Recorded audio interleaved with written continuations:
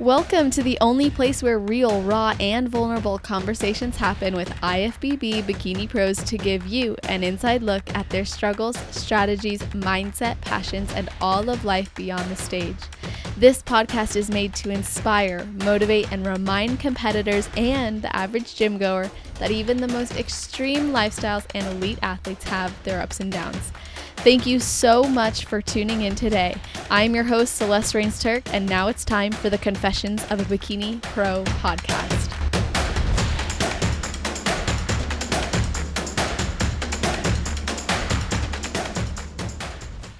Our guest today started competing at 16 years old, doing her first show at 17 years old. This was before the rules changed, and she's 23 years old now. She's done 3 national shows and received her pro card at USA's in 2023 after an entire year off in 2022.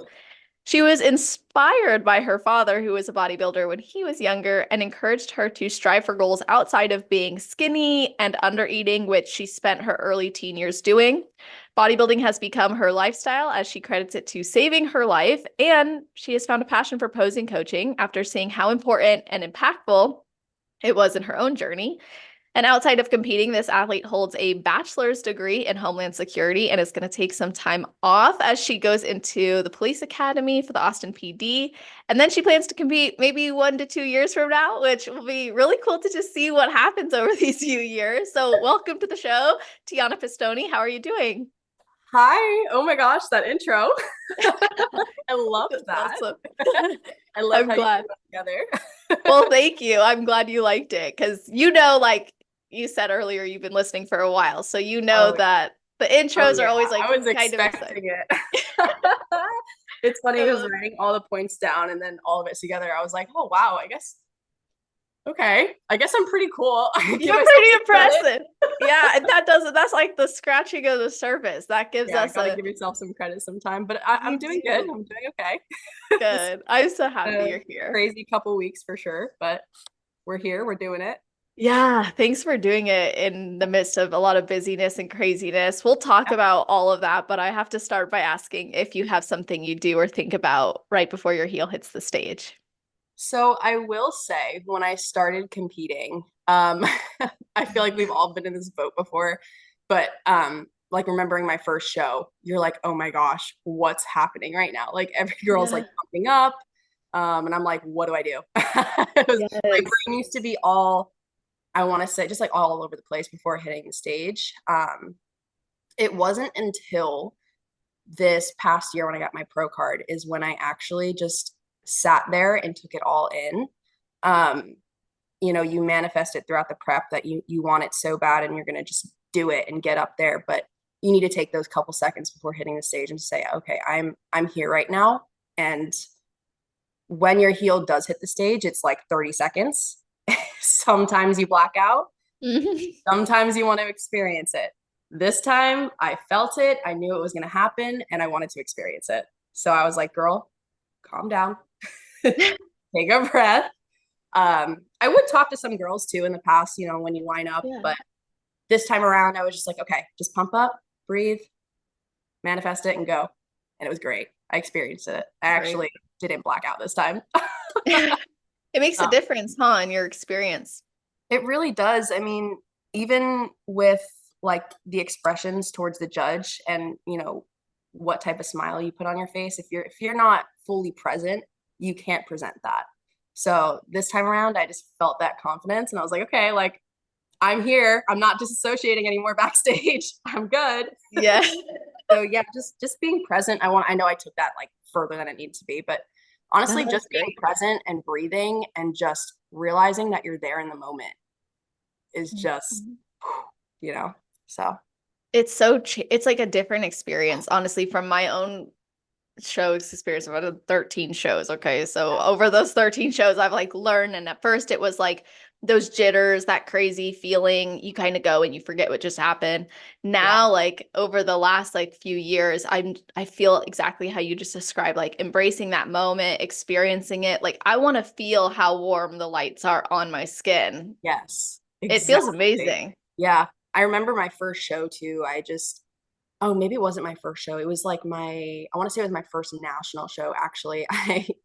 I only had one contact left. Oh no. Yeah, so I was like, oh my God, just be present, just be in the moment. It's okay, don't black out. And I got on stage and I was like looking at the audience, not the judges. And I was like, okay, well, this is great. So Oh I my did like God. embrace the moment, but I also only had one contact, so I wasn't looking where I needed to be. But Damn. yeah. So being present, honestly, like you can prep for 2012, whatever, how long your prep is. You can prep as long as you get through the prep. And it's just that last moment of just taking it in and saying, okay, I did this and I'm here and I can't do anything else. And I need to just embrace it because you only get 30 seconds on that stage. So it's Yeah. important. Yes, and that's 30 seconds walking on, doing your routine and Oh, walking yeah. off. Like Oh, otherwise, yeah. like if I mean, there's times too where I'll be on stage and like usually the head judge is like really paying attention along with some others, but sometimes you have judges there who they're still taking their little notes from the last one, or they haven't looked up until you're trying to do your transition into the back. So it's so important to just like be there for you and enjoy that experience and like present your best, which speaks to your experience with posing. And Oh, I yeah, think that's something we should talk about, which is you recognize the importance and the impact of practicing posing. So talk to us about how that transformed your own journey as an athlete, as well as how you're using that to transform others' journeys. for sure. So I think everyone can say this when we started bodybuilding, unless you studied it before actually picking a show. But when I started bodybuilding, I was younger. Um, I just thought, okay, pretty bikini, get lean and get on stage. And my coach is going to give me like 3 poses to hit and get off. Let me tell you, girl, when I walked on that stage, and I was okay walking in heels, but on that flooring with those heels, I looked like I got a stick up my butt Uh-huh. for Uh-huh. real. Like, and then you look at these girls at the Olympia, and then you start looking up to them, and you're like, wow, like I want that flow. I want to feel that confidence and I want to just be able to portray it. And I want it to look so effortlessly. It took me like, I want to say it was like 2 years for me to realize, like, okay, girl, like you can hit your mandatories and you can just hit this front pose, side pose, back pose, front pose, get off, but it's not showing you. And you want to stand out from these other girls. Most regional shows, some of the girls that go on stage, they have the same front pose, side pose, back pose, front pose, and then they do the number one when they go off with their finger. So it's like that's your time to show the judge, like, I'm gonna stand out and you're gonna want me to come back and you're gonna want me to compare with these other girls. So make it different and make it you. And I want to say also, like, even seeing Laura Lee's new routine this year, I was like, this is, this is it. Like, this is going to start having these girls, like their brains are going to start turning like, okay, we need to start like bringing in new poses and showing our own flow and really just portraying it into our routine because it's like dancing on stage, but also, bodybuilding. It's like, Yes. look at the classic guys, right? They have this beautiful routine and they show their physique in a beautiful way. We don't have to look like robots. So it's like, just add that flow in, even if you're not a dancer. And even if you're like, okay, I'm a little bit scared for posing, go into a posing room and just play around for like 45 minutes. It's so much fun. Listen to some music, listen to like one song for your entire prep and just like flow with it. And from there, I was just like, okay, I'm going to start doing this by myself. I've probably had, I think it was like 2 posing coaches. One of them was like my first ever coach in bodybuilding, and she just taught me the mandatories. I want to say the other one was also my coach at the time. But outside of that, I was like, this has to be on me. This has to be portrayed by me, and I'm gonna, study these girls' routines for a year or two and watch what they do at the Olympia, the Arnold. Obviously, at the regionals, you don't walk back to the front that much, but I was like, I'm gonna piece some of these together and see what I can come up with. And oh God, from there, I just like fell in love with it. Like a whole choreography in 30 seconds. It's great. Yes. I just spit all that out, but like No, that was wonderful explanation. And it Yeah. shows like how much you had to study and learn from your experiences. And I think as an amateur competitor, we don't get much time on stage. So No. making the time that you get count is very important. And Mhm. what I've realized over the years was like, there's a difference between having flow and then also like really showcasing yourself well. Yeah. And I've actually done things where I'm like, I have really great flow, but then it disrupted the Yeah. showcase. And then I'm learning now, like in my last season, I would say my posing was like, I thought it felt amazing. I spent like a whole improvement season practicing, Heck much yeah. like you. I like would watch the Arnold, watch the Olympia over and over again. I'd be watching, like, how the cameraman will sometimes pan the whole physique. And I'm just like studying their feet, Yes. studying because like, what is it that they're doing that makes their hips move like that or their shoulders like look like they're in such great flow? Yeah. So when you study that and then you apply it, you can also end up going too far, I think, Yeah. where now you're like only prioritizing flow and Huh. performance. And it's unfortunate we're not classic physique doing I like this. know. It I is know. I wish we had amazing. that much time too to just like have a whole choreography without, oh my gosh, that would take up the entire. Yeah, we already take up more time than we're We supposed to. take up way too much time, but it's fine. Everything's fine. Yeah, it is.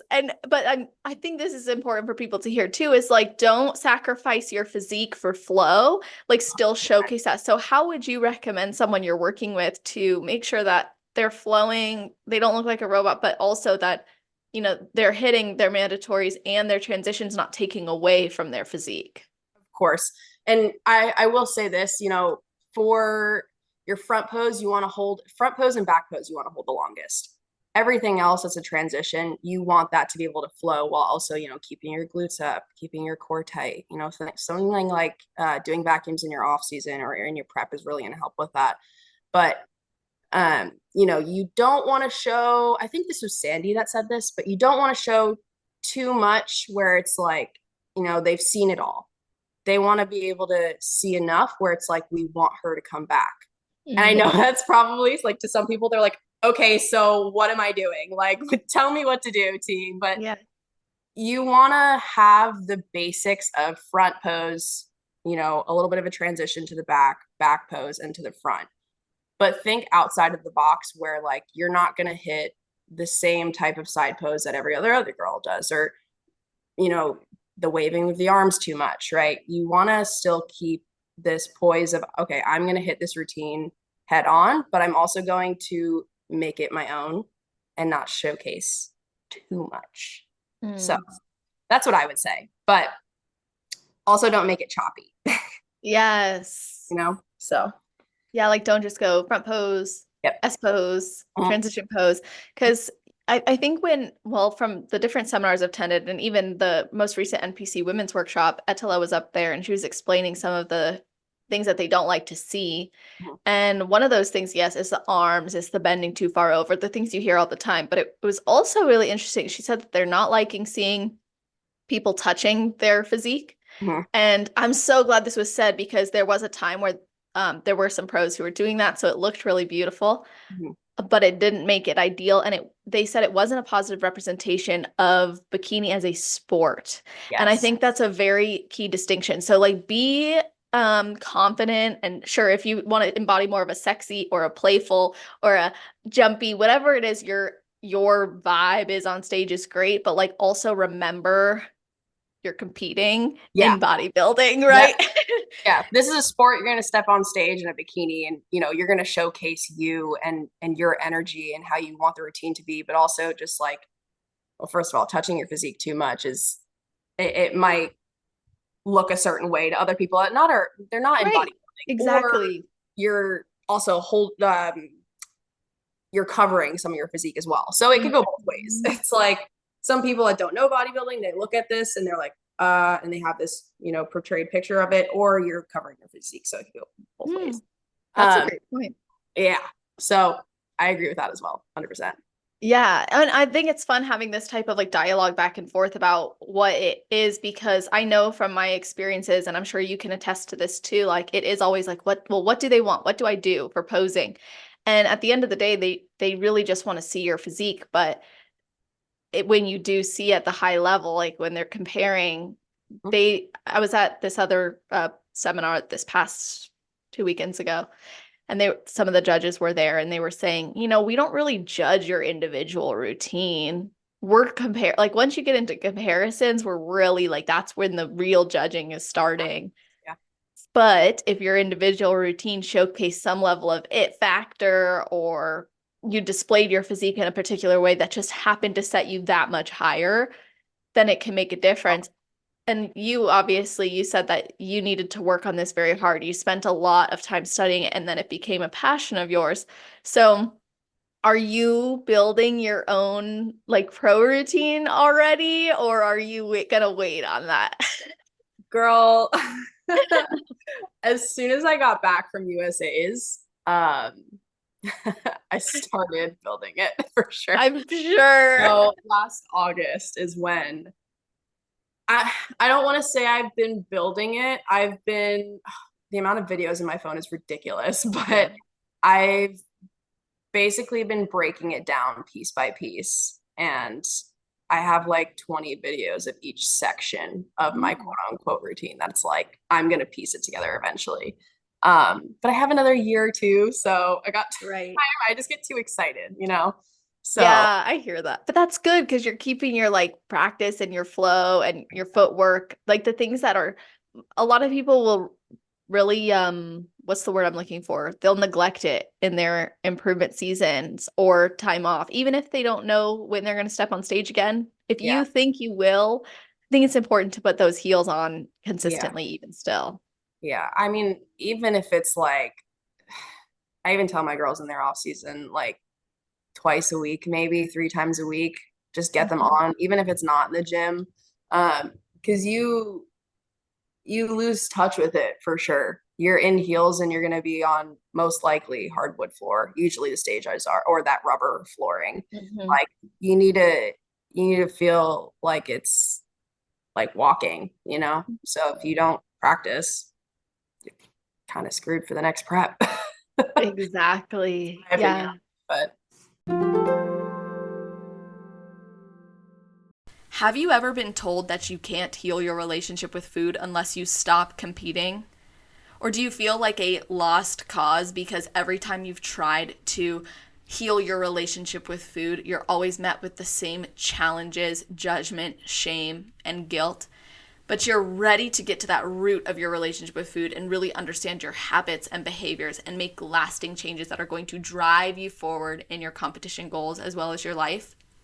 And of course, if you don't want to stop competing in this sport that you love, but you also don't want to continue down the rabbit hole that is setting you back in your life, emotions, and potential for success on stage, I want you to know that you can get through this. And no, you do not have to stop competing in order to do so. You truly deserve to have successful preps, productive improvement seasons, and peace of mind year round. Because when your head is full of thoughts of food, eating, or guilt, you cannot invest that energy into the goals you truly care about, which is a big reason why I launched the 5-week food relationship program and why it has been my most highly demanded program to help competitors like yourself make peace with food so they can pursue the sport they love for the long run without having to worry about sacrificing their mental health. If you want to learn more about this program and hear from others who have done it, then visit www.celestial.fit/foodfreedom. Scroll through that page, get some information, and if you're inspired and you are ready to take action on this, go ahead and apply to work with me, and I will be getting back to you within 24 to 48 hours to go over your application and discuss your concerns specifically to determine if and how I can support you. Again, that is at www.celestial.fit/foodfreedom. It's very true. And, yeah. let's talk about your time off. First of all, not everyone is even willing to make time for improvements, let alone to focus on career goals. So, how do you view those commitments to yourself, and why do you think it's important to to step away from the sport for like 1 to 2 years in an effort to pursue that career? So this goes back to when I first started competing. I would see, the higher level pros and the Olympians, they would compete like every year usually, or sometimes they would take off depending on the person. But if their physique's there, they can, take a small off season and go right back to prep and get to the Olympia the next year. So in my mind, I at 17 years old was like, yeah, I'm gonna do that. Right, of course. That looks good. Yeah. Every summer from the age of 17 to 21.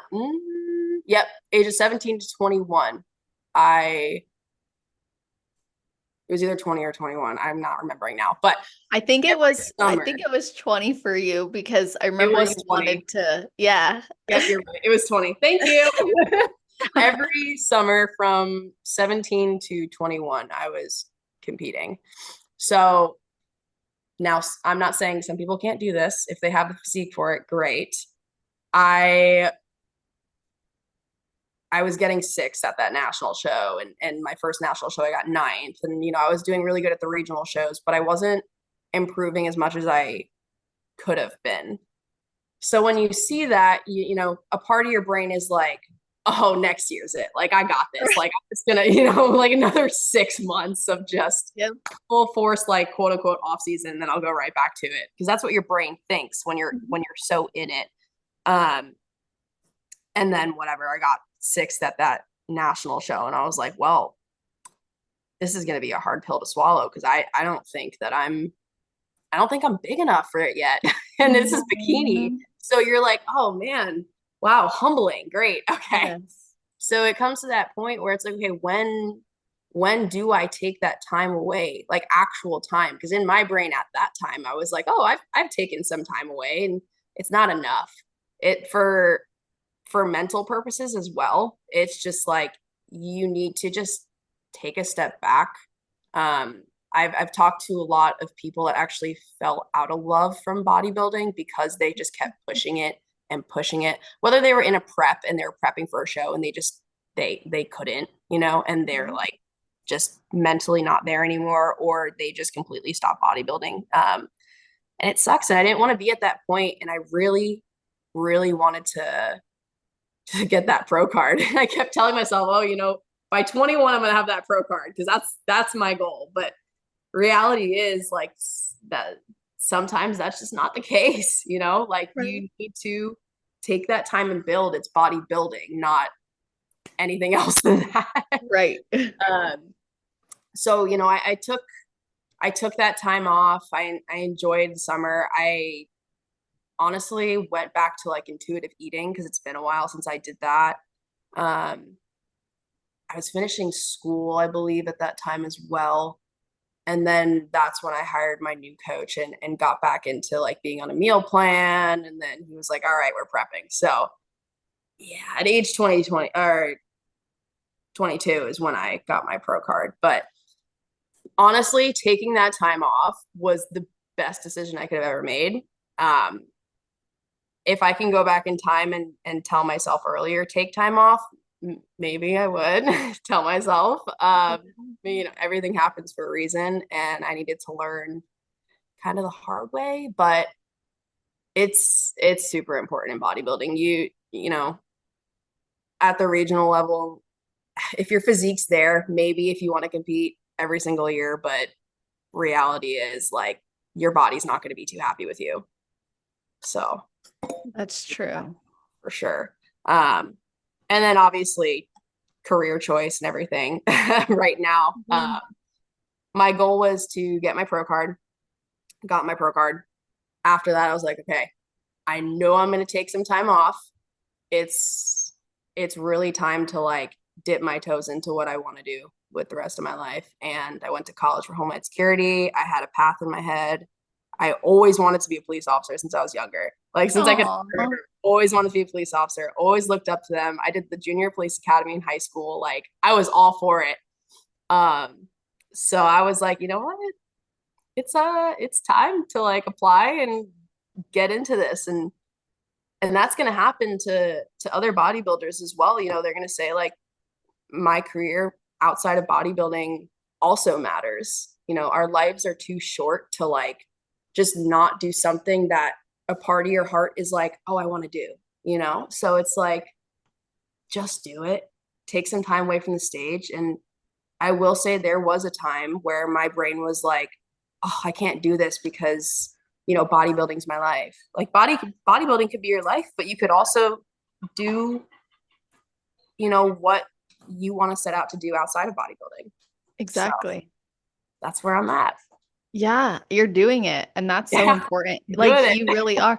And to do that from a young age too, and recognize that trajectory wouldn't be sustainable, not just for you as an athlete, but also as a person, I think is a really big deal.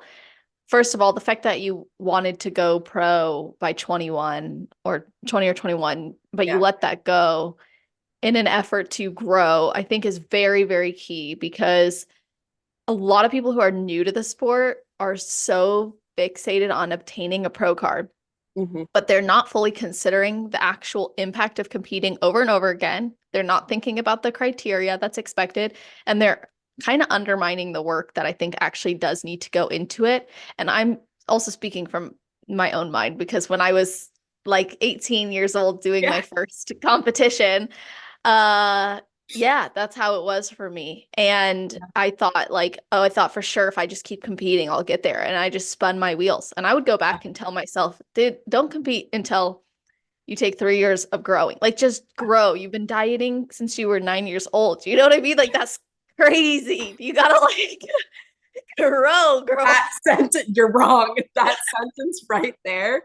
Oh, that's no, we're on the same level here. I fully agree with you. There was a point in my mind where I was like, oh, I got sixth at that national show instead of ninth at my first. I got ninth at my first national show. I got sixth at my second one, and I'm like, oh, that's three spaces up. With I can do this again next year and get third Right. maybe. And I was like, that's not a pro card though. Like you want to step on stage when you feel undeniable. So I took that time off and I like manifested it and felt it. And I was like, you know what? This could be the year. And this was the first year that I didn't have an expectation of going pro. I just thought, oh, this could happen. And then, I got to USA's and I was like, if this isn't it, I'll do North Americans and whatever. And I was present and, whatever. We talked about that already, but It happened. Yeah. it happens, which is like, and I think it sucks. It really does because I see a lot of girls just compete every single year, and I'm like, you could just take another year off. It's okay. Like, and I saw myself this past year a little bit thinking like, oh, everyone's telling me to do a pro show in 2024. I might as well just. And I was like, no, T, come on, like Right. you got to argue Yeah. with yourself a little bit because you get that placing or you get that card and you're just like, so oh my god, like this is it, like it's maybe think of it in a way of like every season you go into, just think of it as okay, I'm on the bottom again. I gotta make my way up. So It's a just great gotta honor mentality. yourself, right? Yeah, that's much better than like seeing a top placing as like this is the defining factor that's going to determine my next placing because Yeah. we both know one week you can be here, next week you can be here, and it can fluctuate. And I Oh, yeah. think honoring your body, listening to your body, you said that you even took time to just go back to intuitive eating, which I found really fascinating. What was that transition like for you to go from meal plan to intuitive eating to then jumping back into a meal plan with your coach? So it was the North American national show. I was reverse dieting. I think it got to the point, this is right before I was like, oh, I'm gonna take some time off. And I was just honestly tired. I was taxed. My body was taxed. And I'm pretty sure I was listening to Laura Lee in her reverse, and she was just like, I just eat. Yeah. And I was like, that's good for some people. It's not good for other people. It Mhm. really just depends on your body. And I remember just being so just inflamed like 4 months after my show still. And that's when it went off in my brain is, oh, I've been competing every single summer. Like I need to chill. And I also sat there and I was like, I'm so young and I haven't intuitively ate in so long. I just haven't eaten like, I hate to say this, but like a normal person in a very Right. long, like not thinking about like, oh, dang, I weighed 125 grams of rice instead of 115. Like, girl, come on, literally just eat. So, Yeah. and I know it's just like some bodybuilders might say like, oh no, just chill on that. You're fine, like whatever. But I genuinely was at a point where I was like, I just want to see what my body does. Like I'll stay on top of my protein, but outside of that, I just want to eat when I'm hungry or not eat when I'm not hungry. Like I just want to chill for a little bit. And it was like the first 2 months, I have never felt so energized and just so good about myself and in my body in an off season. Even though my other off seasons were like 6 months long, but this one was whatever. Yes. Yeah. Yeah, significantly different. But it honestly, the best thing out of it, yes, I was energized and I ate foods that I've never eaten before, but I learned my body so well, like inside and out. I was like, oh, sick. I learned that I'm allergic to potatoes. Didn't know that. Oh, Yeah. that um, sucks. that sucks. Yeah, I know. It does. It's literally terrible, but whatever. Um, I'll like eat sweet potatoes here and there, but it's not great. Or it's like you find out like, oh, my digestion with this is not great, or Yes. oh, dairy's not good for me. Sometimes dairy's great for other people. It gives you that time and space. And I wasn't with a coach at this time either. I kept paying my previous coach and kept trying to check in and kept trying to stick to a meal plan, and my head was just not in it anymore. And I'm like, you know what? I'm actually making myself worse by trying to like stick to this right now. And honestly, I just needed to step back away from everything and just say, I'm just gonna live my life day to day. Maybe some mornings I'll have a bagel, maybe some mornings I'll have oatmeal. I'm not gonna freak about it too much. And I was getting to that point where I was like, oh, I need to eat this and I need to eat that. So I was like, off season, I'm gonna eat like a normal person, see what happens, keep my protein, and it was great. It was great. So I'm almost at that point now where I'm like back to intuitively eating. Um, and I will say again, like it's not going to be great for everyone, Right. but for me, I found out, reverse dieting and then slowly incorporating different foods and getting back to intuitive eating. That's what my body likes the most. So, That's great. yeah. Yeah, it's good to know that about yourself. And I think something I find, because I work with clients on their mental health, and something that I find most often with regards to the food relationship or competing in general, people will focus on what's being done more Mhm. than the intention behind what's being done. And I think it's important to take away from what you just said, which is what you were doing wasn't actually benefiting you anymore. So that's to someone listening, that doesn't mean you got to go start intuitively eating, but Yeah. ask yourself, is what I'm doing benefiting me anymore? And if not, what's a small change I can make that can make it a little bit more beneficial, a little bit more sustainable, add a little bit more to my longevity, or a little bit more insight into how I perceive my body and those cues that I have? That's at the root of this. So like Tiana found it by intuitive eating. Yeah. You might find it by macro counting, or Oh, you yeah. might find it by slowly incorporating those foods, but Yeah. yeah, so I try to encourage people, never fixate on what's being done, fixate Oh, instead on why it's being done. yeah. And that's another thing too with because I know you mentioned macros. It's for anybody listening as well. It's just when I started competing, I thought, oh, it needs to be a meal plan. And then I switched Mhm. my coach and then I was like, oh, it needs to be macros. And then I switched my coach again. I'm like, oh, it needs to be a meal plan. So it's like, you hear all these like speculations on what needs to be done, but it's bodybuilding is a very eye sport at the end of the day. Mhm. You can have so many supporters, you can have different coaches. It's what you're going to want at the end of the day and what you think is best for you. Um, for me, on prep is going to be a meal plan. For my off season, it's going to be intuitive eating. That might look different for you. Your prep might be macros and your off season might be meal plan. Like Right. crazy, but it's whatever. Not crazy, sorry. It's A whatever. little crazy. You're not crazy, guys, I promise. Whatever is going to be best for you at the end of the day. And I was also falling into that whole thing where I would listen to somebody on whatever their Instagram and I'd say, okay, my next prep is gonna be macros because they said macros, so it must be macros. Exactly. But girl, I can't do macros. I will literally be like, I'm gonna fit this blueberry muffin into my meal plan. That is just how my brain works, and I just can't. I can't do it. So Yeah, I hear you on that. It's like have to you have spit to that. find you have to find the approach that works for you. And 100. that's the message here is like, when I think about like bodybuilding 101, it never in my mind comes across as like a specific rule book.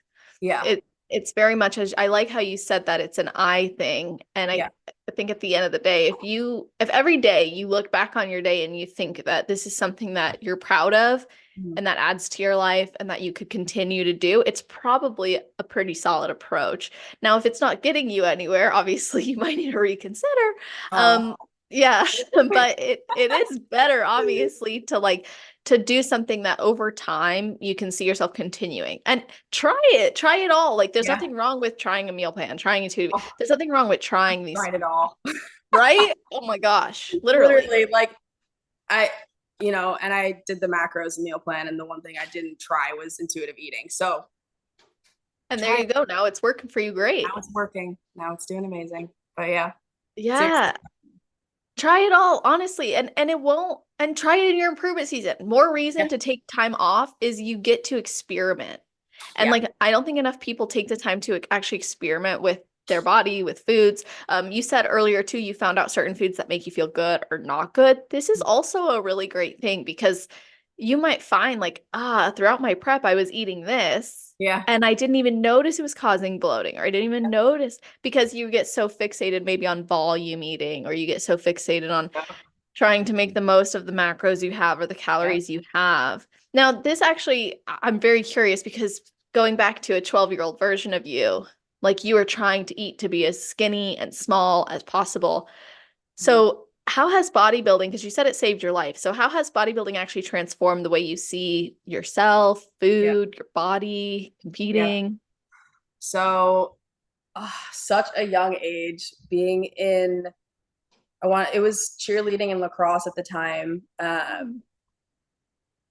just wanted to be so skinny. And at that time too, it was more of like the thigh gap thing, I think, Oh, on yeah. like what was it, Tumblr and Instagram. Everyone was talking about thigh gaps and And see. everyone posed with their toes touching like this. Yeah. I hated that. Literally just, but as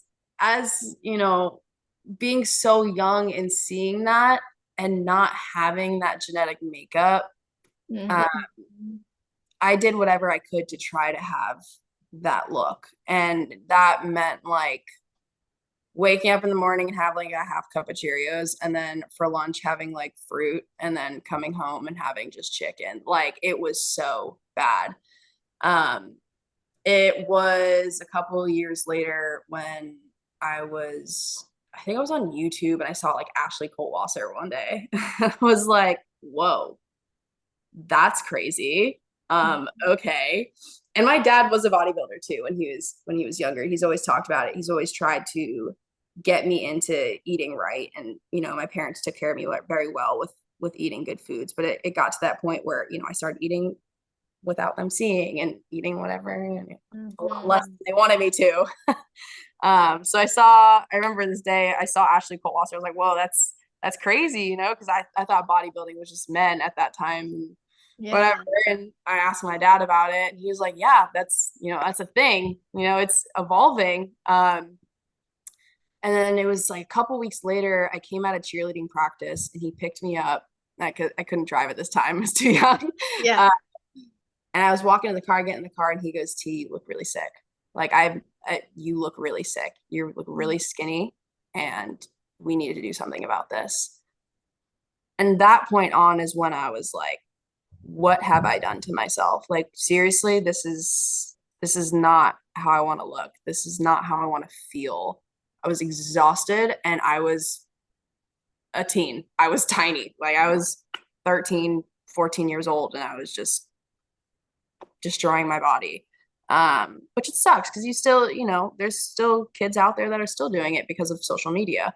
Mhm. Um, or even like people looking at bodybuilding. They can take it a completely different way and say, oh, okay, well, I'm going to eat 1,000 calories because that Olympian's eating 1,000 calories, you know? So you got to flip your mindset. And from there, I was like, all right, it was so wild. The next day I was like, all right, chicken and rice, big bowl of oatmeal, a lot of Wow. banana, a lot of peanut butter. It's weird. I flipped my mindset instantly. And I never went to a doctor and got diagnosed with anything like Yeah. orthorexia, anorexia. My dad was like, you have it. He was like, you Yeah. have it and we need to fix it. And I will say there's probably a lot of people out there that never get it diagnosed, but they have it. Mhm. So from there, I made the switch. It just flipped in my head and I was like, well, I want to do that, but I want to be able to be healthy and feel good again about myself at such a young age before I can get to that point. Um, so I did take a couple of years and started going to the gym and starting learning some movements in the gym, and the rest is history from there.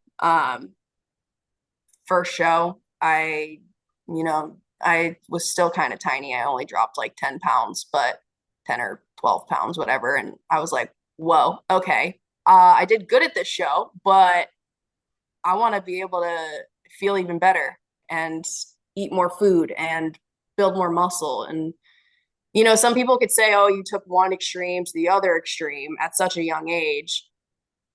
Yes, bodybuilding is an extreme, but it just depends on how you look at it and how you feel about it. And, even for me, where it's like I can take 3 years off, 4 years off from bodybuilding and be completely fine. It just depends on the person you are.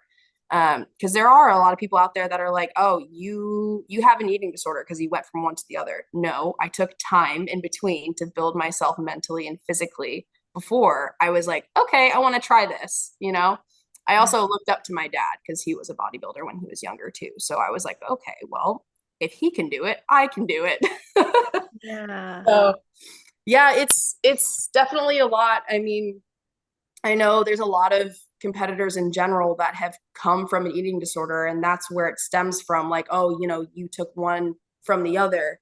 No, like bodybuilding literally saved me. Because if I didn't find it or if my dad didn't talk to me, I don't know where I could have been right now. So fell in love with it, and here I am. I Not love that. stopping.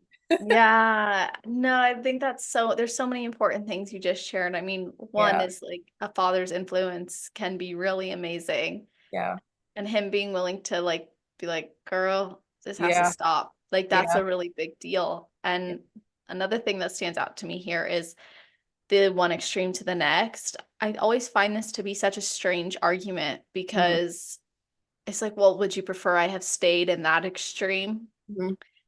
It just Yeah. doesn't make sense. It And doesn't. bodybuilding itself, like you said, it's about intention at the end of the Yeah. day. I know competitors who have active eating disorders, but you can't blame competing for that, in my opinion. Mhm. And I'm pro competing and anti stop competing to resolve disordered eating. I think that's a really harmful message actually that gets put out there. There's some circumstances where, okay, obviously, yeah, like you literally should not even Yeah. be thinking about it. But for the most part, I think that it can be addressed while competing, and that competing can be so healthy and beneficial to someone. And like you said, suddenly you're eating more, you're thinking about growing your muscles. These are longevity factors for health and life. Take away the physique, which is just a bonus. Like if we really think about it, your body is the bonus. But like the health and what you do each day in competing, especially if you are taking that time off, it Mhm. adds up so much more. Mhm. So when someone looks at like your prep mode where maybe you're doing a lot of cardio or you're not Yeah. eating as much, that's a really unfair representation of the whole, I think. So being able to shift that perspective as a person and say, I want to grow, that's a win. Yeah. Being able to then shift yourself as a bodybuilder and say, okay, I shouldn't stay stage lean this often. I should take the time to grow or intuitively eat or listen to my body. That also shows growth. Yes. So what actually made it? This is maybe not an easy question to answer because Oh no. well, your flip switched fast. Yeah. So your dad inspired you to get into competing and you saw how he was able to do it. So you knew it was possible for you. And then you realized it was a more worthy endeavor. You saw Ashley Kaltwasser. You thought this is a more worthy endeavor to pursue than getting skinny. But because you had external factors influencing your drive to be small and skinny, right? Wanting to meet maybe beauty standards you were interpreting online, what made you go, well, actually, trying to emulate this is a more worthy endeavor? And I will say, you know, this there is a lot of people now that also look at like bodybuilding pictures on stage and they're like, I want to do that. And, you know, maybe it's not a great thing, whatever. But because they're like, oh, I want to just put on a bikini and put on the tan and just get up there and be skinny and, you know, not skinny, but I want to be lean and get up there. For me, it was just like, I want to be able to build muscle and I want to be able to feel good. And I was exhausted at such a young age and I hated it. I hated it. I wanted to get a certain way and I wanted to be so skinny, but I didn't want to feel that way anymore. Granted, in prep, sometimes you don't feel great, but it's like in your off season when you're driving and you're pushing and you're, you know, you're just as motivated as you are in prep, but you're like putting on that muscle and you're seeing the results and you're like, wow, I'm doing this. Yes. It's just such a better feeling than what I was at. And my dad had so many talks with me. It wasn't just that one time, but that was the time where it was like, oh, he sees this. Like he doesn't see what I'm eating, but he sees this.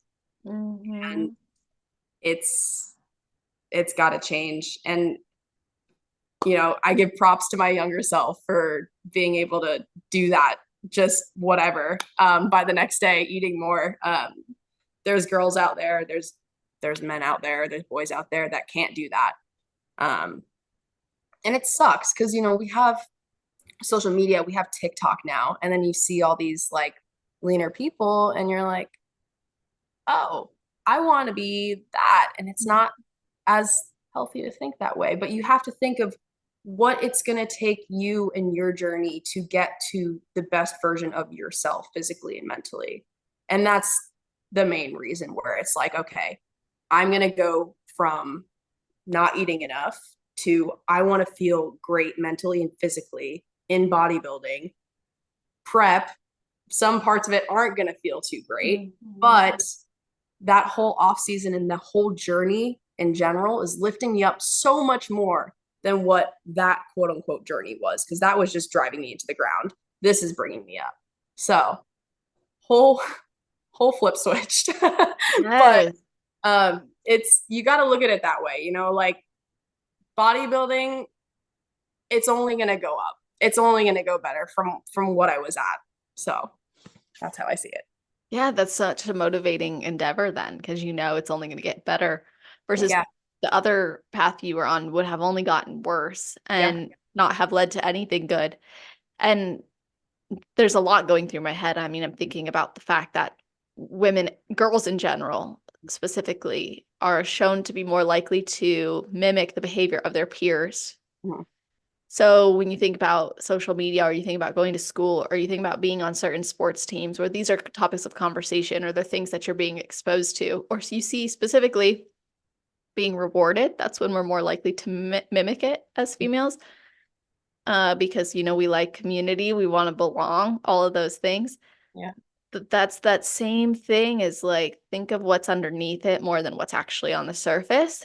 Yeah. And like, you know, you have a really big TikTok presence and you have the power probably to create more of an influence than maybe you think. Now, you're not responsible for what someone does or doesn't do, obviously. Yes. But do you ever feel like a sense of, because you know from where you came from and Tumblr and that kind of stuff, do you ever feel a sense of like, what is the message I'm putting out? I honestly, yes. And it does suck because like what you said, I'm not responsible for what, you know, these girls see or, you know, what they do on their day-to-day lives and how they perceive me and what they want to get to. But I believe I did put like 1 or 2 TikToks out, maybe a couple TikToks out where I was like, you know, this is what I got to get here.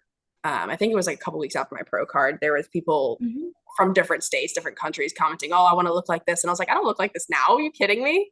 Like I'll use old videos from prep too, and I'll post them on social media too, because I did that and I can Right. post that because I did that. Like, girl, come Mhm. on. So, Exactly. um, like you, and obviously all these people that are watching my TikToks, they're not going to, you know, I don't know if every single one of them is going to listen to this, but it's like, you can't look at a video of someone and think, oh, that's them right now. That's how they feel right now. That's how, they look right now. They're doing amazing. I need to look like that. You don't know where they're at in life. You don't know what they're doing behind camera. And this goes for anything, right? You can look on social media and you can see some business coaching and how good they're doing. But what if they're doing terrible? Like you just can't look at social media and think, okay, I want to emulate that, or okay, I need to be as good as them. Like you just need to stay in your lane and do your thing. And if it's bodybuilding and if you want to look a certain way, like again, it's your journey. Like do what you got to do for your journey to feel the best and look the best. Or, if it's your career, stay on your journey to get that career. You know what I mean? So it's gonna suck because with social media, it's always gonna be here. Younger people are always going to perceive things a certain way. Mhm. Can't really do anything about it. That's the sucky part. Um, I would just say, honestly, being honest on your social media is probably Yes. the best thing that you can do. Outside Yep. of that, it's like, what else can you do? You uh, really can. yeah, you can't. So, Yeah, like the honesty, like being straightforward and also transparent in your approach or what you're doing or have done. And you do a good job of that. And I think that's really all you can do because people will also perceive things through a filtered system that meets the bias they're trending and tending towards. So if someone's like having a bias towards being leaner, they're more likely to interact with, engage with, and then seek out content that displays that. So you yeah, have no control if they're even going to see your stuff in an improvement season. yeah, And it's strange and it's a beautiful thing too, because I think about not beautiful in like a everyone should go through it, but beautiful in like a when you come out of it, it's really freeing. So if someone is in it and they're worried about getting out, maybe they're listening to this and they're like, okay, I actually feel like I'm stuck in that pattern. yeah, Like we're hope that you can get out of that, yeah. and that's like a really empowering thing. And I want to hear more about your dad because this is something that really piqued my interest. Your dad was a competitor himself. Did you witness his bodybuilding lifestyle growing up, or was it just something he spoke about? It's just something that he spoke about. Yeah. So, Okay. um, he was in that time of like, I mean, he grew up where I lived, in Long Island, New York. So he knew Bev's gym and he knew all the older gyms, and he was like, oh yeah. But eventually he stopped and he stopped Mhm. weightlifting. With being older and everything. But he still ate right. He still cooked me meals from when I was like super young, like chicken, rice, like Aw.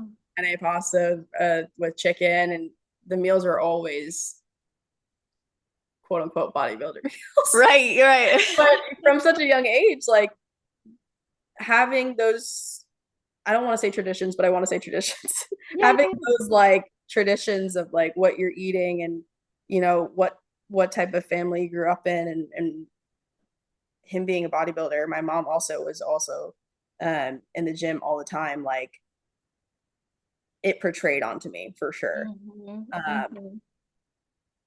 maybe younger than 10 years old, I didn't realize it. I was just like, oh, okay, chicken and rice again, whatever. But Right. after that is when I was like, okay, my parents are healthy, like really healthy. Not like almond mom healthy. Like they would give me a cookie if I wanted a cookie, but Yeah, like yeah, never be scared. But yeah, I just that's and it not a lot of people have this growing up, and yeah. Mhm. I give them a lot of props for being there for me and my brother and bringing us up in a very healthy physically and mentally family, which is That's great. beautiful. How does your dad view you as like now you're a professional bodybuilder? Okay, so let me put this out there. When he wanted me to get healthy, he wanted me to go into bodybuilding and try it out. When I told him I was going to do a show, I didn't initially tell him I was prepping. Forgot to put this out there.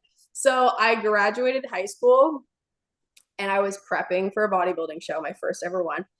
And I was 3 months out from my, no, I was 2 months out from my show. And I'm like, Dad, I got to tell you something on the phone. And I'm like, I'm competing in 2 months. And he was like, okay, that's why you're getting leaner. Okay. Um, so it's been a while since he's been to a bodybuilding show or like seen one. So it was like a lot for my parents to take in. I feel like this goes for a lot of people's parents for bodybuilding shows, especially since you're waiting there for so long to like see Bikini. Yeah. So at first they, were super happy that I stuck with it. And then they were kind of like, okay, but what about your career now? Because they were, you know, over the years with social media, there's more career choices. You could be a bodybuilding coach and be completely fine. They're still in the mindset of, okay, what's your career now? So that was the only thing that was kind of like a setback for me, is like bodybuilding's my life. And then that's when I made the switch of like, okay, but my heart still wants to be a police officer. So where am I getting with this? Your dad's view went on off on a tangent real quick. Yeah. But they've always supported me from the start. They always wanted me to pursue what I wanted to pursue. And then that's when I kind of took a step back and was like, okay, I need to also pursue this thing because I wanted to. So when I got my pro card, though, I called my parents and all of us just bawling because they knew, they knew I was still working towards my career outside of bodybuilding. They knew I was still putting all this effort into bodybuilding, and they were like, wow. I just felt how proud they were. And I always did every time I, got first in my class or, whatever. I saw them after my shows, but they weren't at this show that I got my pro card at, and seeing their faces and just holding up the card, and they were just like, yeah, okay. So they've always supported me. They've always pushed me to do what I wanted to do, but they've also always been like, focus on your career too. So I got some hard parents. They're Russian and Italian, but yeah, awesome. they've always been amazing with supporting me in this sport, though, for sure. That's super awesome. Yeah. Did your dad compete, I'm assuming, in open bodybuilding because there weren't that many divisions? I couldn't even tell you. Yeah, I'm like, I don't know how old your dad is, but I wonder. I really couldn't even tell you. I'd have to call him up and be like, hey, so what division were you in? Long time ago. Very long time ago. That's so cool, though. I really think that's awesome. Like, just the impact and then their ongoing support. And obviously their encouragement of you to pursue a career. I actually really admire that. Because like we were talking about earlier, you can get so caught up in this sport that you forget life outside of it. And then you put this sport on a pedestal and you think it's going to provide everything and more, and a golden plate is going to fall from the sky when you get your pro card and you're going to be taken care of. But that's just not. That's what we all think, huh? Bodybuilding is and it's always been this way, it's a very expensive sport, and you can be a coach and make a lot of money. You can help a lot of people, but it could also be a very poor man's sport. It depends on how far you want to push it and how much effort you put into it, So it's like, you can make it your life and you can do very well in making it your life and be a coach and do a lot in it. If you don't, though, it's like it can't be your career. You have to pick something else as well. So it really just depends on the person. Because I know with social media growing, you could literally do anything you wanted to do. For me, though, a part of my heart just still wanted to do something else. So just depends. Just It depends. really does. Yeah, Yeah. there's hope and there's possibilities. So not to give up on those dreams, but even still, like when you have dreams outside of the sport, and they're still there, like don't let the potential of maybe doing well in this take you Yeah. away from what you feel called to do. And I think, for you having wanted to be a police officer for your whole life is just so cute, but I also awesome. You know what I know. mean? I know. I loved it. Like I there was a time too when I was going into college where you can either major in like criminal justice or homeland security. And when I realized that I can major in homeland security and get kind of like a broadened spectrum of everything where I can literally be a police officer or I can go into the FBI or CIA. Like I can have like that all in front of me. I just decided to do that. But yeah, I'm still going with the police officer route just because I've always wanted to be. I've always looked up to police officers. I've always seen them in uniforms and been like, I want to do that. So, Was it all police officers or were there females more so? it was both for sure. Anytime that I saw a female officer, I was like, I want to be able to show the community that you can be a female and you can be a police officer.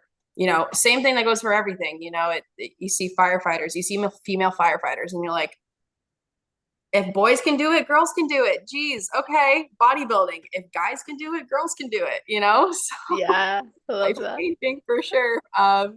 Yeah, I want to be able to just show people in the community that if you want something bad enough, you can do it. You really can. You just have to hold your mind to that standard of, okay, I'm going to do this. So Mhm. week Yeah, you 3 really police do. academy and I'm doing it. Yeah, you're showing up. I mean, that's intensive as well. And I remember my sister, she did the police explorers in high school. And I know you Oh mentioned that's yeah. something you did as well. And I remember watching her go through that. Like she'd come into my room, like, I need you to make my bun on her head perfect. Like there cannot be a stray hair. And then if she got like, if you do something wrong or you don't do something, they make you like Yeah. write with these like stencil letters. Yeah. I was like, this is actually so intense, but I imagine like from you doing that in high school and you pursuing this now, like there's a level of discipline and commitment that gets developed. So can you maybe share your own experience with the discipline of fitness and the Yeah. discipline of exploring this career and how those two have aligned, if at all? Yeah. So I mean, both. They're both going to be disciplined. Like you're going to have discipline in either one for sure. Um, Being able to wake up and say, "This is my schedule for the day. This is what I'm going to do for bodybuilding. These are the meals I'm going to eat. The gym. This is what I'm going." Outside of that, if people want to do something with you, you're like, "No, this is what I have to do today." Um, for bodybuilding, that set me up for Mhm. wanting to be in a career that is disciplined. Mm. Um, and there were some points in my life where I was like, okay, maybe I should do the Navy after college because that's what my brother did. I'll go into the Navy or maybe I'll do, Army or maybe I'll do FBI or CIA. And I always was just like, I just want a job that I'm disciplined. I can wake up, I can be proud and happy and excited to go to my job every day and be able to help the community and help people, but also be disciplined and just get my day done through certain steps. And that's Mhm. what I just love. Like waking up and just knowing, like, okay, I have this at this time, this at this time, and this at this time. I love it. And some people are like, oh, I hate that. But Right.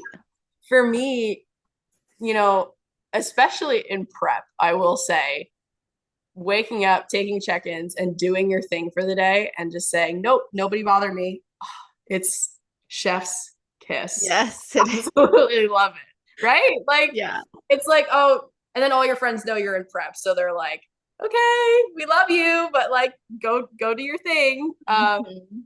It's amazing. So it's, it's going to take a lot being in this sort of field or career. But it's something I've always been used to. So Yeah. it if you instill it in yourself and you're disciplined throughout a prep or you're disciplined throughout a sport, you can do it. So it's just how I am. That's really awesome. I like how you actually capitalized on a characteristic and a strength of yours and turned it into something really not just beneficial for you, but for others. Yeah. I think that says a lot about you. And also being able to recognize what you need from a career. I think that's become a lost art of seeing like it's okay to do what actually feels best for you versus like trying to create the social media life that everybody else is. Mhm. Instead, like it is still a worthy pursuit of your own to follow a career path that excites you. Yeah, That isn't necessarily what everyone else might be doing, but it's still exciting and it's something you dream about and makes you happy. 100%. I don't think I could. And I know I have a lot of friends that are influencers, and they make really good money. And Yeah. they I don't want to say I'm an influencer, but I I kind of have that type of platform, maybe. I don't know, but You do. you I know tell the me. word can sometimes be a bit of a like, let me swallow that, but Yeah, like I yeah. don't know if I am, I don't know, whatever, but as a full-time job, because you can make it a full-time job You now, can. like with the life that we're living in, I don't think that I could make it a full-time job. Mhm. Um, I need to wake up. I gotta have my coffee. I gotta go get my uniform on and I gotta go work. That's what I want. That's always what I've wanted. So That's cool. it's that's just how it is. Yeah, I And think some that's people can't great. do that. They want to be an Exactly. influencer. And I'll never judge for that. You Right. still have to have discipline to do that type of job and get some things out of the way for sure. For me, it's just like I want to just completely different. It just I hear depends. you. Yeah, Yeah. absolutely. And like you can do both, or you can Yeah. do a little bit here and there. And like, yeah, I totally understand what you're saying completely. Yeah. I'm like, I don't want to be a YouTube lifestyle vlog, but I Yeah. create a lot of content through this and through, Mhm. so it's just you find what really excites you. And you said that considering like going in and serving your community and putting on that uniform and showing what women can do and pursuing this career is exciting to you. And then you also talked about how you chose Homeland Security Mhm. instead of criminal justice. So what was it about Homeland? I know you said it's like, well, it's more broad, Mhm. which is great. Yeah. But what is it that excites you about that? Like, was it the possibility? What was it? So, let me see. I think I was applying to colleges when I was thinking about this because I was like, oh, I'm gonna go in for criminal justice. Like I know I'm Mhm. gonna do this. I'm gonna go in for criminal justice. And then the college I picked had the newer major, which is Homeland Security. They go into like anti-terroristic classes and interrogation classes. I had to minor in either Russian, Arabic, or Chinese. Uh, Wow. Which one did you choose? I picked Russian. Because your mom or Well, so it's funny because I picked Russian not knowing I was Russian at the time. We did ancestry and went into it like a year later, and then that's when we found my whole other side is Bulgarian and Russian, and it was like, wow, wow, that actually shows me a lot. Like that's telling. that's cool. So we went into like this whole depth thing, but I did pick Russian, and I don't know if it was because I was like, oh, Arabic's too hard, and I don't see myself learning Chinese, but uh, Yeah. All of those languages are difficult. yeah, not great. I got into Russian. It was honestly, I'm still learning it, and it's great. And just knowing that I am Russian just gives me so much like Yeah. passion for it. But seeing all the opportunities and possibilities with those classes, and I was just like, I want to do that. And there was some criminal justice classes that were involved with that major, with like community policing Mhm. and all that. But this was like to put on my resume as I got like interrogation classes. I learned about Homeland Security, I Right. learned about the FBI, CIA, DEA. Like I learned about all of that. I wanted to be able to say, okay, well, just in case if anything else happens, you Mhm. know, the FBI is pretty cool. Yeah. FBI is listening to this podcast right now, but it's fine. Hey, as long as they're fans of it, that's all I'm saying. Yeah, literally. So I looked at the bigger picture, and because I still got classes for criminal justice, but as a broadened spectrum over criminal justice is Homeland Security. So I was like, wow, that's kind of cool. I'm going to do that instead. Really happy I did. 4 years of it. It was great. That's really cool. Yeah. Honestly, I love that for you. I think that's a Yeah. great, just so, I mean, imagine you learned so much and you gained so much perspective. Yeah. Well, anyone that wants to do Homeland Security majoring, go to St. John's University. They have all online courses. It's Is that how you did it? so I started 2 years in person, and then COVID happened. Um, and then I moved to San Diego and I finished the 2 other years online. It was great. So you've moved from Long Island to San Uh, Diego to Austin. yeah. Holy moly. Sandy, because I was going through your TikToks and stuff, and I was like, it looks Yeah. like this girl's been to all these gyms. Like it looked like you had been to TG, and I was like, yeah, I was like, Yeah. where is she? So Bev's gym is my home gym. I love Yeah. Bev's gym. Love Steve, love Angelica, love everyone out of love Sadiq, everyone out of Bev's gym. Love you guys if you're listening to this. And then I moved to San Diego. I was in a long distance relationship. I loved it there anyway, so I stayed there. And I made so many friendships there. Um, this past September, I drove my friend Taylor out here. I'm actually in her house right now. It's hilarious. And I visited Austin for the Battle of Texas and a couple other things. And I was like, wow, it's a lot cheaper out here. And I love it here just as much as I love San Diego and love Long Island. And I was like, well, I'm not getting any younger. I'm just gonna apply to the police department here. So Wow. I started the process, and my rent, I would have to restart it up in January, and this was like September, October at the time. So I was like, am I gonna stay in San Diego for another year? And I was at like 3 years now in San Diego at this time, and I was like, I don't feel like anything is left for me here right now. So I'm gonna move. Yeah. So packed up and moved, and I'm in Austin now. So far so Wow. good. Wow. My mind's going a few different directions. I want to kind of broach a subject. You were Okay. in a long distance relationship, and that's why you moved to San Diego. Yeah. So well, I want to say it was just because of that, but also it was COVID. I love Long Island. Nothing can replace it. But I think at that time it was like winter, and then I visited San Diego and I was like, oh, this is Heaven. great. Yeah. And things were just different. Like the boardwalk there, the gym there, and I just wanted to experience something else. And uh, I visited a second time, and after that second time, I ended up just staying. My parents weren't too happy, but it's fine. Yeah. I San was like, Diego I just is so had beautiful. to. Yeah, it's so beautiful. I don't blame you at all. It really, honestly, like, and it's something where it's like you can say you did it. And I never thought of myself to be a person to move out of Long Island, New York, because a lot of people in Long Island, New York stay in Long Island, New York, which is fine, you know? Mhm. But I wanted to move out of my hometown and I wanted to feel something different. And it was COVID. So I was like, what better? I'm going to do it. Yeah, So totally get that. it was great. I mean, 3 years, I made a lot of friendships. I can say a lot of them are like my family now. Mhm. Uh, my friend Taylor that moved here, I met her out there. Like it's just she was actually my posing client. She Oh, that's kind of awesome. cute, right? So yeah, it just uh the only advice I could say to people listening is if you wanna if you feel any sort of sense to do something, just do it. Life's way too short, whether it be a career, bodybuilding, or moving, just do it. Like Yeah, I hear that.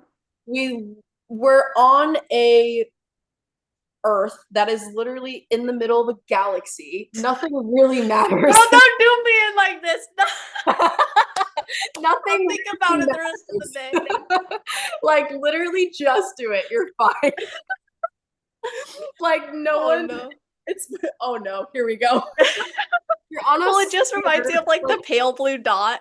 I just imagine like you're gonna start like literally nothing matters. We're just on a floating sphere in the middle of nowhere. Okay. Like just, and I think I did see like a meme or something like a couple years ago or last year, whatever it was, that I was like, that's kind of right. Like life's not that serious. Just do it, Like if Yeah. you're stressed about something or if you're having anxiety about something, like dude, you're literally like you're on a ball in the middle of a galaxy. Just do it. Like it's not that big of a deal.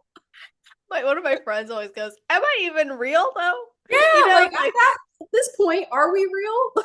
We're not gonna go into this talk. no. They're like next. Gonna go I'm And fine. there are conspiracy theorists. Okay. Homeland Security who? We'll talk about this another time. Oh, Oh geez. man. Right Yeah. when you said that, I was like, my head is gonna start spinning in a good way. Those are the No, I know. You're like, conversations. oh no, that one thing I've been thinking of for a Yeah. month, I better do it. She said the thing that's always like, that's my Roman Empire.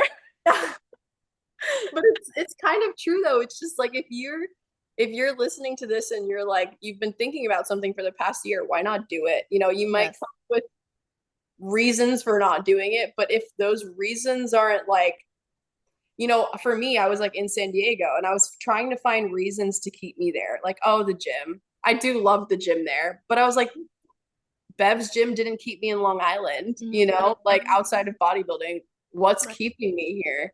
The beach. Okay, well, I haven't gone to the beach all prep. all Exactly. summer. So what's keeping me here? Okay, well, I have friends here that I consider my family. Okay, well, I left my family in New York, so they still support me. Are they keeping me here? Just, you go down a list of things of like, why am I not doing this thing that I've been wanting to do, like moving or experiencing something else or doing a different sport? Like, what is keeping me from not doing it? Life is not that, it's again, we're on a ball in the middle of a galaxy. Uh-huh. It's not that serious. Totally. And to add to that too, like you can make a million decisions. Yeah. So no matter what, you'll never know which was the decision Yeah. so when you make a decision, choose that and Yeah. really choose it. Because I think about the trajectory my life could have gone with so many things, especially when I was applying for internships. Yeah. I applied in all these different states and I'm like, I now understand why it was Arizona. Yeah. But I could also look and I was like, if it was Vegas, this could have happened. And if Mhm. it was Montana, this could have happened. And if it Yeah. was that one eating disorder clinic over here, it would have. And I'm like, Wild. holy, like, I'm actually really glad it was none of that. I'm so Yeah. glad I chose the choice I did.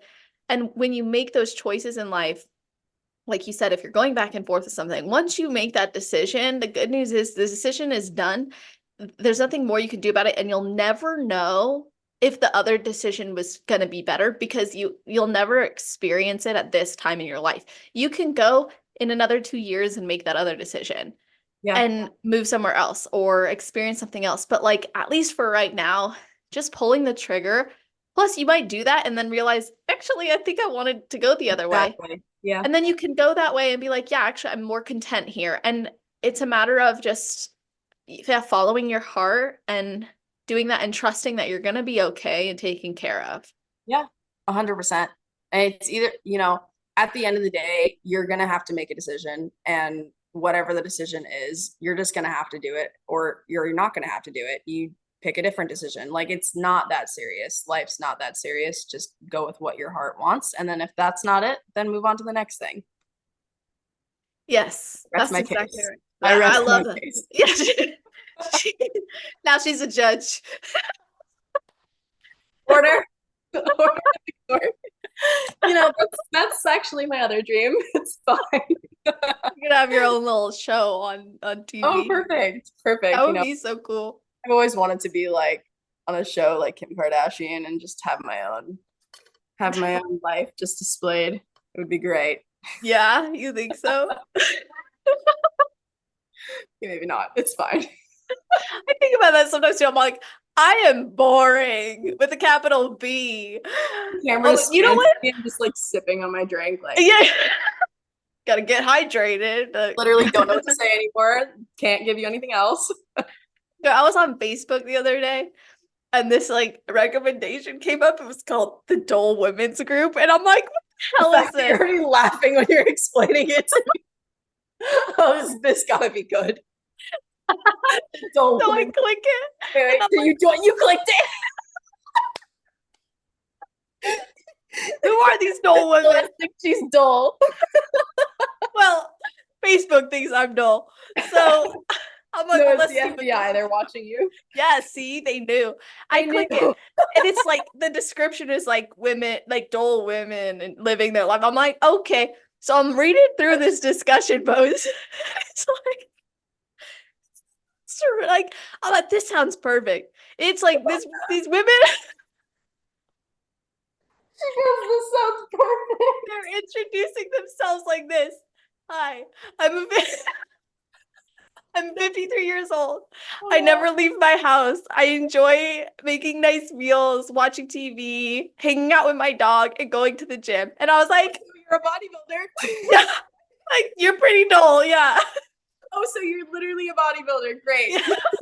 Like, Okay, so you do get it. Yeah. so bodybuilders are dull now. That's great. Thanks for assuming. I know. I was like, damn, like, okay. First That's of all, my life. yeah, I'm like, I know they're not dull. I know I'm home all You're the time. considered dull now. That's Yeah. fine. Yeah. Hey, if I'm dull, then I don't want to be bright, I guess. Oh, They said that I'm dull. So I didn't actually make any introductions to them about me because I think, gotta just maintain some level of that's great. What is that quote that you said? I'm dull, so what? So I don't want to, if I'm dull, I don't want to be bright. I'm gonna put that in my Instagram bio. That's great. That's amazing. Only boring. I hope the people are laughing listening to this right now. I hope so. Or they're like, I'm about to go join that. I just choked. Oh, that's great. How did we get to this point? How did we get here? What's going on? What's Literally happening? don't even know. I haven't laughed this hard on an episode in so long. Oh my Oh, gosh. you're welcome.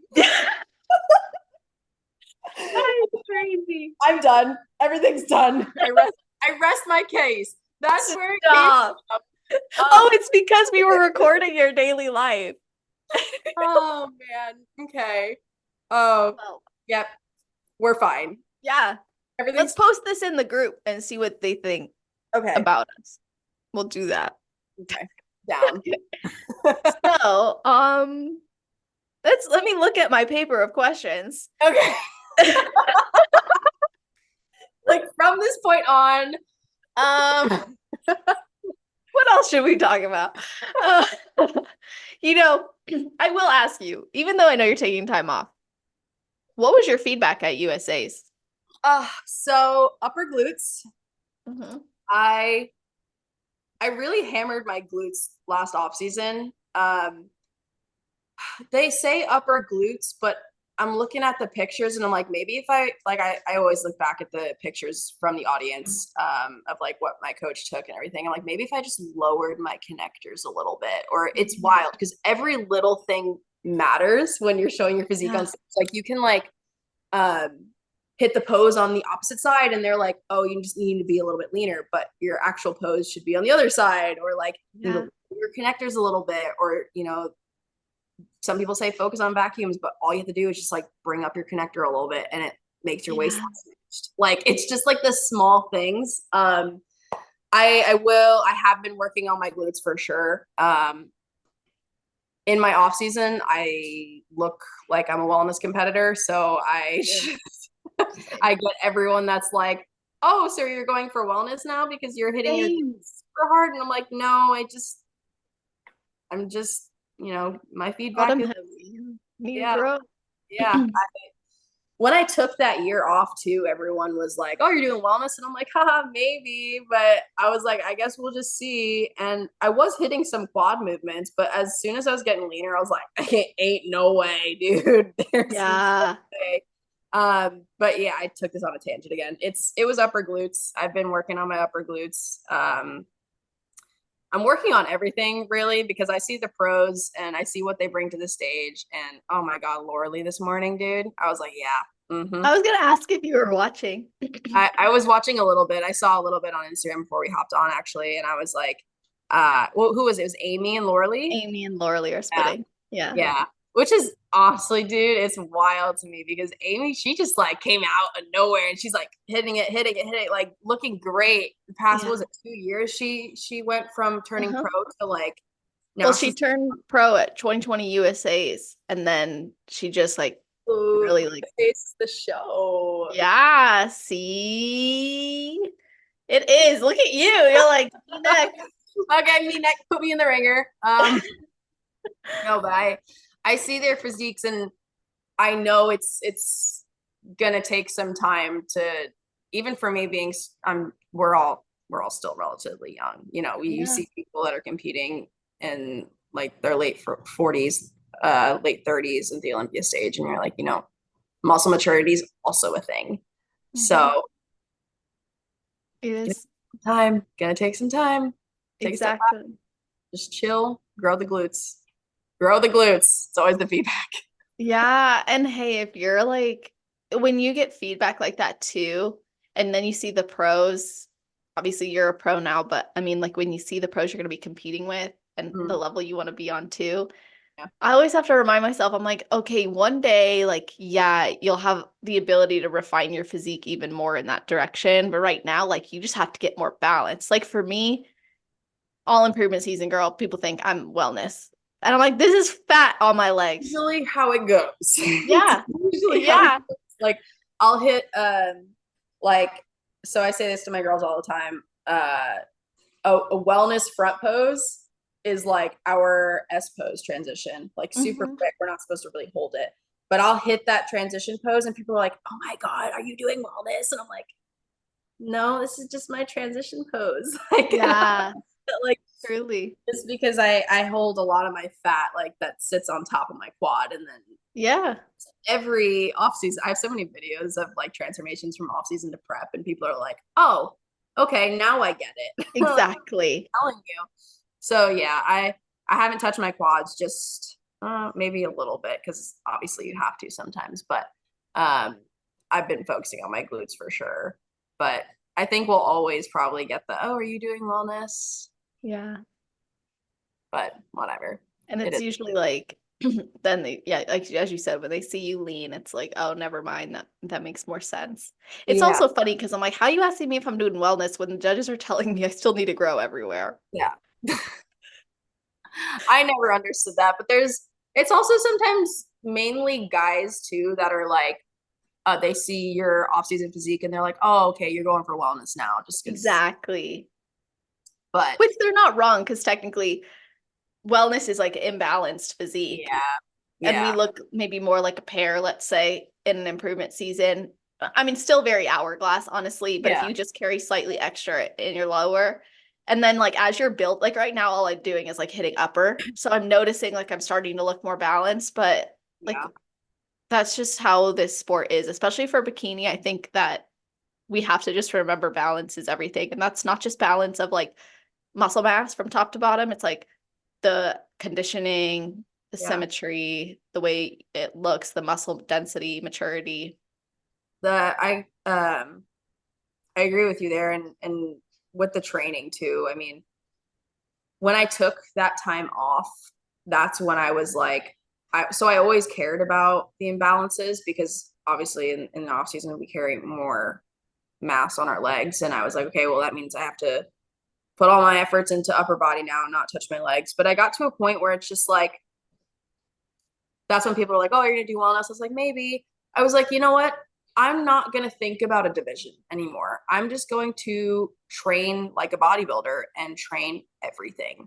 Um, I was kind of touching quads, kind of not touching quads, but I was just like, it is what it is. I took my time off. I'm intuitively eating. I'm gonna train like a bodybuilder and cry during my workouts because they're so hard. And then I'm gonna prep and see what happens. Now, obviously, 2 months into prep, I was like, see, told you guys I can't do wellness, but I wasn't sitting here in my off season being like, Yes, no. I just kind of, Yes. and I honestly like, I love wellness too. I don't think I could ever reach that level. Yeah. I really want to, I mean, the goal, right, is to go to the Olympia for bikini one day. So that's what it's gonna be. Yeah. Uh, but if anybody is listening and they're like, oh well, people are telling me to do wellness, people are telling me to do bikini, again, just stay in your own lane, train like a bodybuilder, don't think about it too much, and then when prep comes, then make your decision. There's a lot of people too that also, and I hate to say this because I don't fully agree with it, but they'll cross over from bikini to wellness or wellness to bikini. And at that point, it's just like, I don't agree with it because it's two different things. Exactly. So either grow more to be wellness or um, stay where you're at and do bikini. I mean, I hate to say that, but that's just my opinion on things. Because I was getting it a That's lot a good that off point. season. Yeah, I was getting it a lot that off season where it's like just do this or just do this, and I was like, just do your own thing, and then when you prep, figure it out. So Yes. I went off on a tangent again. It was a good one though. It's a necessary thing to hear that. As hard as it can be to say it because people want to test and see which division is like better for them. I feel like that should already be pretty well known unless You you should know it by I mean looking and prepping and knowing. yeah, Um, and there's a lot of people that are actually bikini and not wellness, and they just right. don't want to take that time off, and it goes back to taking that time off. So it also comes down to the coach too, to honestly be Exactly. like, dude, we need to just grow into this, or dude, we need to get leaner. Yeah, exactly. And like getting in front of a judging panel in both categories, I think can be helpful in very early stages. Like maybe it's your first show and you just kind of want to see, but then you got to think about like what's the standard for that division and is that a standard I'm willing to push my body through, and not just looking at how it looks on stage but also in the improvement season. Like look at the girls who still have to grow into the division that you want to be in, not the ones who are just refining their physique, and There's keeping pretty definitely a lean. fine line of just like, I mean, I guess it depends per person. I just see it more and more where there's crossovers from bikini to wellness, and I was like, girl, you should just take your time and pick one. Mhm. Uh, Realistically, yes, getting in front of a judge and seeing which one you fit into better and the very early stages, like it is a good idea, but also like you could literally just stand in front of your coach and be told. You should be able to do that. You should be Exactly. able to know. Yes. I have high hopes that as years go on, this starts to change a little bit. Um, I I'm not against girls stepping on stage in both classes. It's up to them. It's their decision at the end of the day. I'm just like, if you're gonna go full force with it, pick one. Agree. So going off on a tangent again. It's good though. I like hearing your opinions on things and your views on things. I think it's important, especially because these are some of the stuff that I think a lot of us wish we knew when we started. Mhm. And you don't always have someone to give you that realistic approach or that realistic view. And some girls are really just like they're not even working with the coach yet, or they don't know, and or they're getting all this conflicting information. So I think to just give it like shoot them straight is important.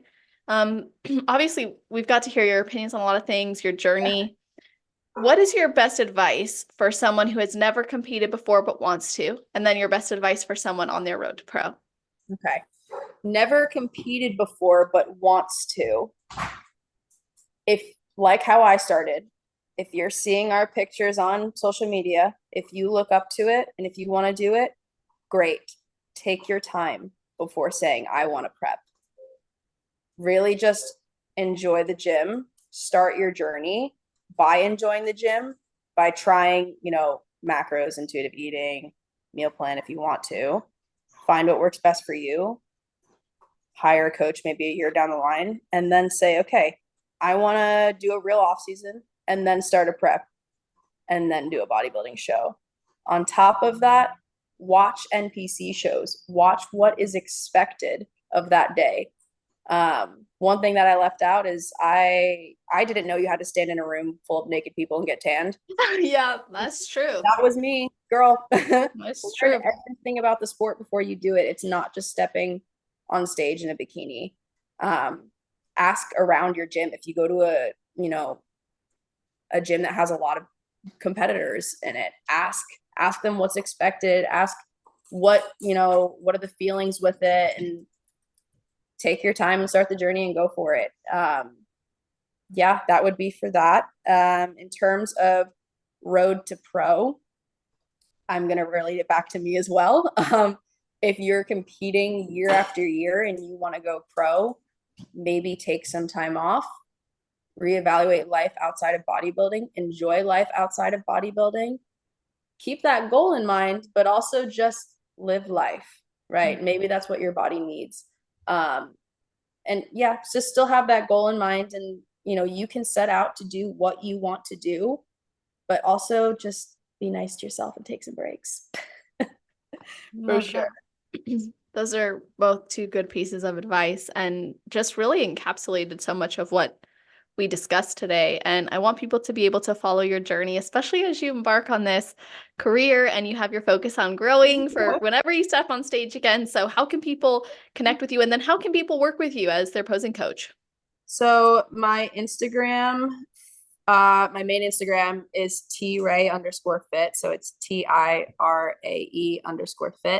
And then my posing Instagram is listed in that bio. It's TRayFlows. And then yeah, they can just DM me or whatever. I usually just get back to DMs. So Awesome. Yes. Yes, we'll put all of this in the show notes page. And you guys, that's always on celestial.fit/podcast. If you're listening right away, it'll be at the top of the episode page. If you're listening in the future, scroll down to the category section.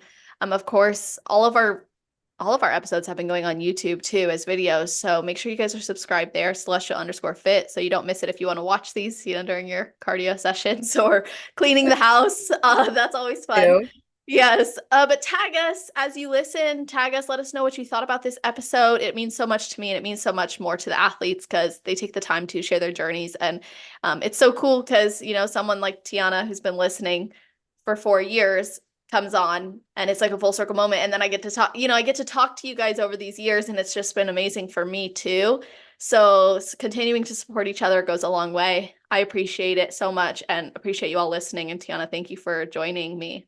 Of course, I loved it. Full circle moment, girl. Yes, it was amazing. And I hope that everybody listening, wherever you are in the world, I hope you have an awesome day.